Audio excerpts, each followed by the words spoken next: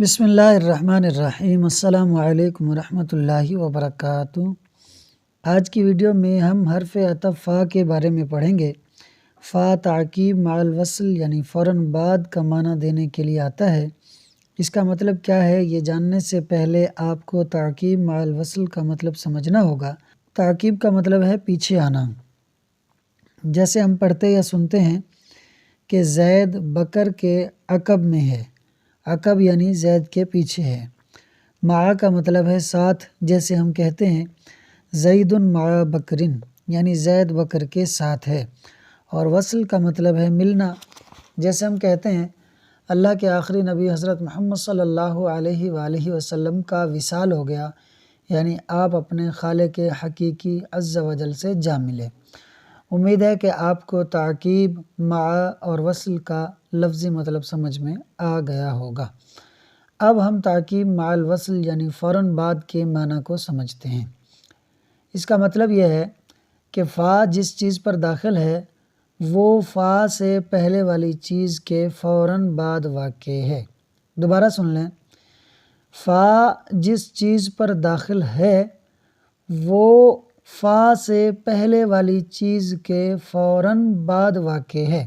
دونوں میں کوئی تاخیر، کوئی دیر نہیں ہے۔ جیسے کہا جائے کہ جاء زید فبکر یعنی زید آیا پھر بکر، اور دونوں کے آنے میں کوئی تاخیر نہیں ہوئی۔ جیسے ہی زید آیا اس کے فوراً بعد بکر آ گیا۔ امید ہے اب آپ کو تعقیب مع الوصل یعنی فوراً بعد کا معنی سمجھ میں آ گیا ہوگا۔ تو فا چونکہ فوراً بعد کا معنی دینے کے لیے استعمال ہوتا ہے، اسی وجہ سے فا جملہ شرطیہ میں جزا پر داخل ہوتا ہے، کیونکہ جزا بھی شرط کے فوراً بعد پائی جاتی ہے۔ فا تعقیب مع الوصل یعنی فوراً بعد کا معنی دینے کے لیے آتا ہے۔ اس پر بطور تائید اور بطور دلیل کے صاحب کتاب نے چند مسائل بیان کیے ہیں۔ ان میں سے پہلا مسئلہ یہ ہے کہ اگر ایک شخص دوسرے سے کہے بعت منک ھذا العبد ب1000 یعنی میں نے تمہیں یہ غلام 1000 درہم یا دینار کے بدلے میں بیچا، اور دوسرا جواب میں کہے فہو حر یعنی پھر وہ آزاد ہے، تو دوسرے شخص کا فہو حر کہنا اقتضاءً غلام کی بیع کو قبول کرنا ہے، اور پھر اس کے بعد غلام کو آزاد کرنا ہے، یعنی غلام کی آزادی دوسرے شخص کی طرف سے پائی جائے گی۔ اب یہاں پر سوال یہ ہے کہ فہو حر سے غلام کی بیع کیسے قبول ہو رہی ہے، اور یہ اقتضاءً کیا چیز ہے؟ تو آئیے اس سوال کا جواب ڈھونڈتے ہیں۔ آپ کو اگر یاد ہو کہ ہم نے پچھلی کسی ویڈیو میں اقتضاء النص کے بارے میں پڑھا تھا کہ نص یعنی کلام جب ادھورا اور نامکمل ہو تو کلام خود ہی اپنے محذوف حصے کا تقاضا کرتا ہے، پوشیدہ حصے کا تقاضا کرتا ہے، تاکہ اس کا اپنا معنی درست ہو جائے۔ تو کلام اپنا معنی درست کرنے کے لیے جس پوشیدہ حصے کا، محذوف حصے کا تقاضا کرتا ہے اسے اقتضاء النص کہتے ہیں، جسے شارٹ فارم میں یا مختصر طور پر یہاں صاحب کتاب نے اقتضاءً کہا ہے، جو کہ اصل میں اقتضاء النص ہے۔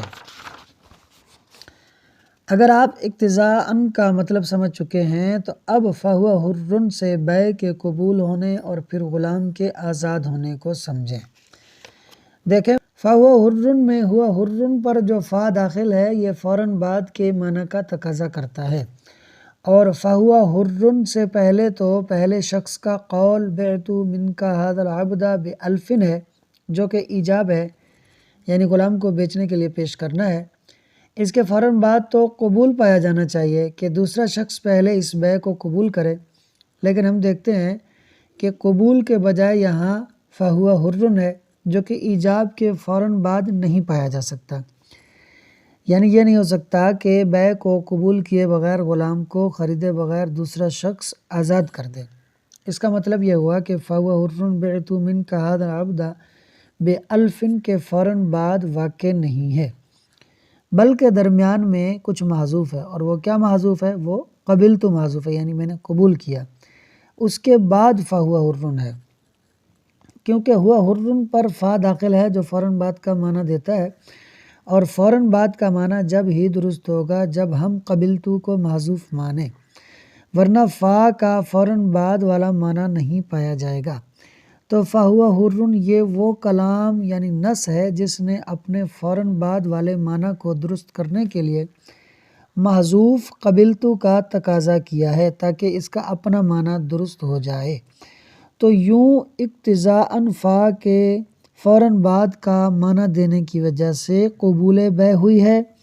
تو جب فا کی وجہ سے قبول بیع ہو چکی تو اب ہوا حرٌ سے غلام کی آزادی دوسرے شخص کی طرف سے بالکل درست ہے، کیونکہ اس نے اپنے کلام میں فا کو استعمال کر کے اقتضاءً پہلے بیع کو قبول کیا ہے، اس کے بعد غلام کو آزاد کیا ہے۔ امید ہے کہ آپ کو قبول بیع اور غلام کی آزادی سمجھ میں آ گئی ہوگی۔ اور اگر دوسرے شخص نے پہلے کے جواب میں وَهُوَ حُرٌ یا صرف ہوا حرٌ کہا تو یہ غلام کی بیع کو رد کرنا ہوگا، کیونکہ ان دونوں جملوں میں فوراً بعد کا معنی نہیں ہے، بلکہ یہ الگ سے مستقل جملے ہیں جن کا معنی ہے کہ وہ آزاد ہے، یعنی جو غلام تم مجھے بیچ رہے ہو وہ تو آزاد ہے، تو تم بیچ کیسے رہے ہو؟ اسی طرح دوسرا مسئلہ یہ ہے کہ اگر کپڑے والے نے درزی سے کہا انظر الی ھذا الثوب ایکفینی قمیصا، یعنی یہ کپڑا دیکھو کیا میری قمیض کے لیے کافی ہوگا؟ تو درزی نے کپڑے کو دیکھ کر کہا نعم، یعنی جی ہاں یہ کپڑا آپ کی قمیض کے لیے کافی ہوگا۔ تو کپڑے والے نے اپنے کلام میں فا کا استعمال کرتے ہوئے درزی سے کہا فاقطعہ، یعنی پھر اسے کاٹ دو۔ اب جو درزی نے کاٹا تو کیا دیکھتا ہے کہ کپڑا تو قمیض کے لیے ناکافی ہے، تو اب درزی کپڑے کا تاوان دے گا۔ کیوں؟ کیونکہ کپڑے والے نے اپنے کلام میں فا کا استعمال کرتے ہوئے کاٹنے کا حکم دیا تھا، اور فا فوراً بعد کے معنی کا تقاضا کرتا ہے، جو یہ بتاتا ہے کہ جیسے ہی درزی نے نعم کہا، کپڑے والے نے درزی کی بات پر اعتماد کرتے ہوئے فوراً سے بغیر کچھ سوچے کہہ دیا کہ پھر اسے کاٹ دو۔ یعنی اگر درزی کہتا کہ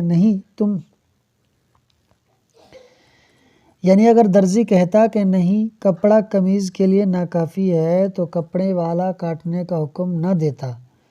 درزی نے جب کہا ہے کہ کپڑا قمیض کے لیے کافی ہے تبھی کپڑے والے نے کاٹنے کا حکم دیا ہے، تو اب جو کپڑا ناکافی ہو گیا تو تاوان درزی کو دینا ہوگا، اور یہ اس صورت میں ہے کہ جب کپڑے والے نے اپنے کلام میں فا کا استعمال کرتے ہوئے فاقطعہ کہا ہو۔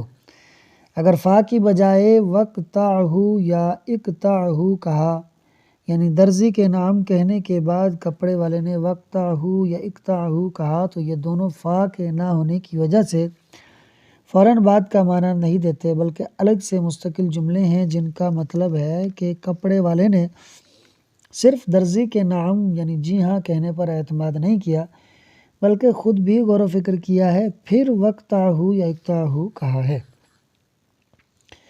اب اگر کاٹنے پر کپڑا ناکافی ہوگا تو درزی تاوان نہیں دے گا۔ اب اگلا مسئلہ بھی بیع کا ہے، مگر عجیب طرح کی بیع ہے کہ جس میں کپڑا خریدنے والا خود ہی کپڑا کاٹ بھی رہا ہے، حالانکہ کپڑا کاٹ کر دینا تو کپڑا بیچنے والے کا کام ہے۔ خیر مسئلہ کیا ہے؟ مسئلہ یہ ہے کہ کپڑا بیچنے والے نے خریدنے والے سے کہا بعت منک ھذا الثوب ب10 فاقطعہ، یعنی میں نے تمہیں یہ کپڑا 10 درہم یا دینار کے بدلے میں بیچا تو تم اسے کاٹ لو، اور خریدنے والے نے کچھ کہے بغیر کپڑا کاٹ دیا، تو بیع مکمل ہو جائے گی اور خریدار پر کپڑے کی قیمت لازم ہو جائے گی۔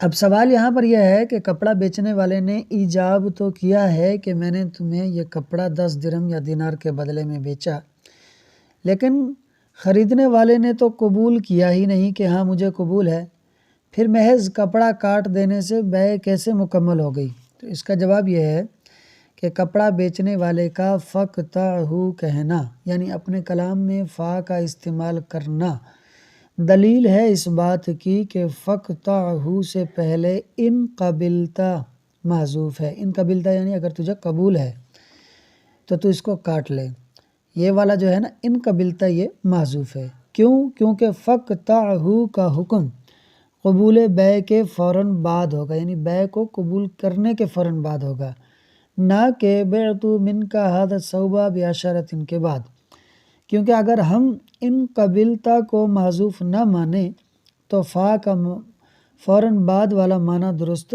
نہیں ہوگا۔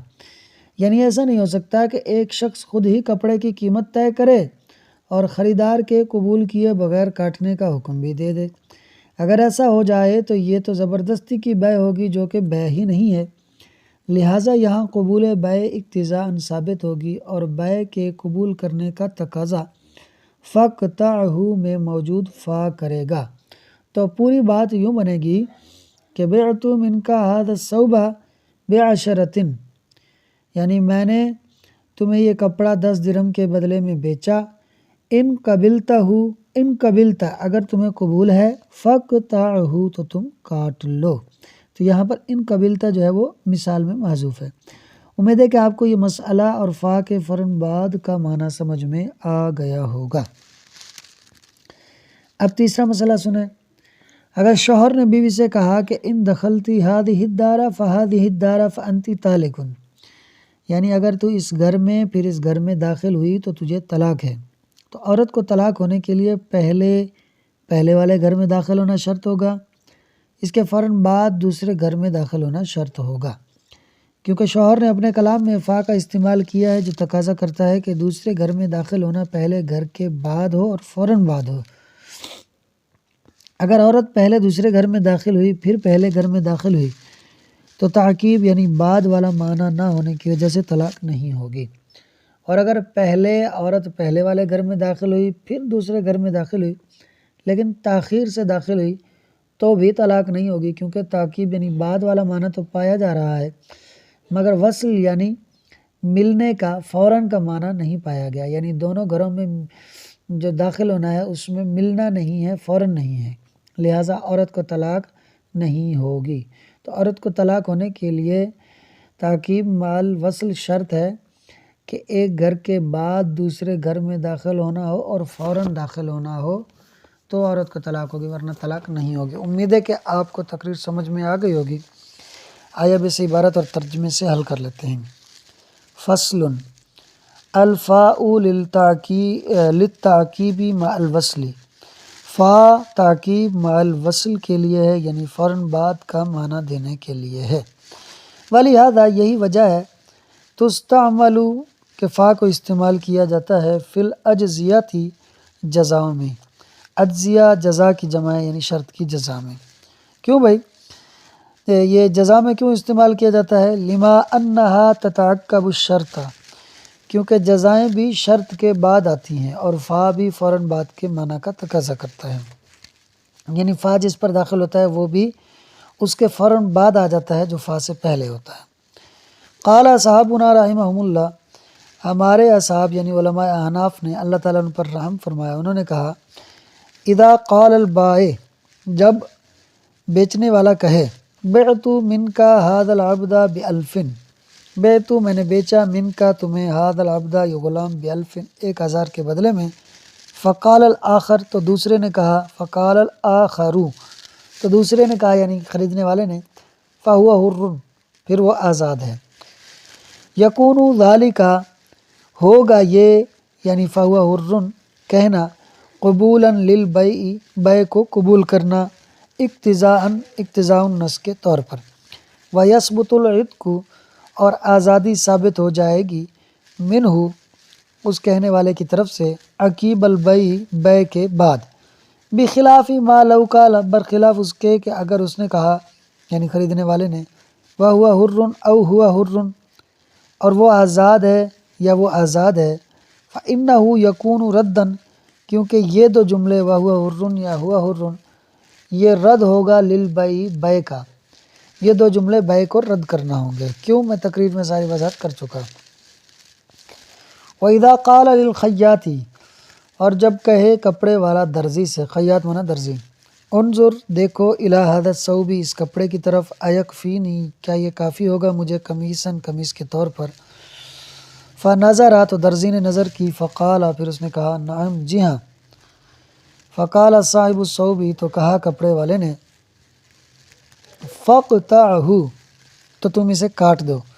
فقطعہ، تو درزی نے اس کو کاٹ دیا۔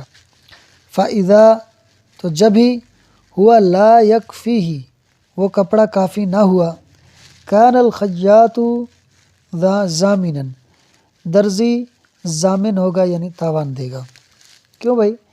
لأنہ، اس لیے کہ انما امرہ، بے شک اس کو حکم دیا ہے کپڑے والے نے، بالقطع، کاٹنے کا، عقیب الکفایتی، کفایت کے حکم کے بعد، یعنی جب درزی نے جی ہاں کہا ہے کہ ہاں کافی ہے، اس کے بعد اس نے کاٹنے کا حکم دیا ہے، تو اب کپڑا ناکافی ہے تو تاوان درزی دے گا۔ بخلاف ہی، برخلاف اس کے کہ ما لو کالا، اگر کپڑے والے نے کہا اقطعہ، اس کو کاٹ دو، یا پھر وقطعہ، اس کو کاٹ دو، فقطعہ، پھر درزی نے کاٹا، فإنہ لا یکون الخیاط ضامنا، تو اب درزی ضامن نہیں ہوگا، کیونکہ اب کپڑے والے نے فا کا استعمال نہیں کیا تو فوراً بات کا معنی بھی نہیں ہے، بلکہ اس نے سوچ کر کاٹنے کا حکم دیا ہے۔ ولو قالا، اور اگر کپڑے والے نے کہا بعت منک ھذا الثوب، میں نے تمہیں یہ کپڑا بیچا، بعشرۃ، 10 درہم کے بدلے میں، فقطعہ، تو اے خریدار تو اس کو کاٹ لے، فقطعہ، تو خریدار نے اس کو کاٹ لیا کپڑے کو، ولم یقل شیئا، اور کچھ بھی نہیں کہا، کان البیع تاما، تو بیع تام ہو گئی یعنی مکمل ہو گئی۔ کیوں ہو گئی؟ اس کی وضاحت میں تقریر میں کر چکا ہوں۔ ولو قالا، اور اگر شوہر نے کہا ان دخلتی، اگر تو داخل ہوئی، ہذہ الدار، اس گھر میں، فہذہ الدار، پھر اس گھر میں، فانت طالق، تو طلاق والی ہے۔ فالشرط دخول الثانیۃ، تو دوسرے گھر میں داخل ہونے کی شرط، عقیبہ دخول الاولی، پہلے گھر میں داخل ہونے کے بعد ہے، متصلا بہ، اس سے متصل یعنی ملے ہوئے ہو کر، یعنی دوسرے گھر میں داخل ہونے کی جو شرط ہے وہ پہلے گھر میں داخل ہونے کے بعد ہے، اس سے متصل ہو کر، مل کر، یعنی پہلے گھر میں داخل ہوئی، پھر دوسرے گھر میں داخل ہوئی، اور دونوں میں کوئی تاخیر نہیں ہو۔ حتی لو دخلت الثانیۃ، یہاں تک کہ اگر وہ عورت داخل ہوئی دوسرے گھر میں، اولا پہلے، او آخر، یا پھر دوسرے ہی گھر میں داخل ہوئی، لیکنہ بعد مدت، لیکن کچھ دیر کے بعد داخل ہوئی، لا یقع الطلاق، تو طلاق واقع نہیں ہوگی۔ امید ہے کہ آپ کو تقریر، عبارت اور ترجمہ سمجھ میں آ گیا ہوگا۔ ویڈیو اچھی لگی ہو تو ویڈیو کو لائک اور شیئر کریں، اور چینل کو ضرور سبسکرائب کریں۔ چینل کا نام ہے پرائڈ ایجوکیشن۔